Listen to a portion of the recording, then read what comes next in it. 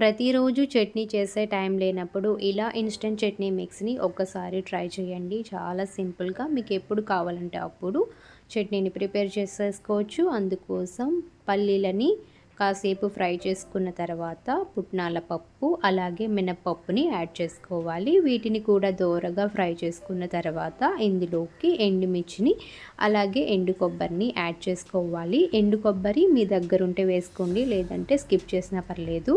తర్వాత ఇందులోకి కరివేపాకును కూడా వేసుకుని వీటన్నిటిని దోరగా ఫ్రై చేసుకోవాలి. ఇవన్నీ పూర్తిగా చల్లారిన తర్వాత మిక్సీ జార్లోకి యాడ్ చేసుకుని పొడిలా సిద్ధం చేసుకుని ఒక కంటైనర్లోకి సెపరేట్ చేసుకుని ఫ్రిడ్జ్లో స్టోర్ చేసుకుంటే ఒక 20 డేస్ వరకు ఫ్రెష్గా ఉంటుంది. మీరు కావాలంటే ఇలాగే తీసుకోవచ్చు, లేదంటే పోపు పెట్టుకోవచ్చు. ఇలా పోపు పెట్టుకుని చట్నీ పౌడర్లోకి యాడ్ చేసుకుని స్టోర్ చేసుకోండి. మీకు చట్నీ కావాల్సినప్పుడు వాటర్ వేసుకుని సర్వ్ చేసుకుంటే చట్నీ రెడీ.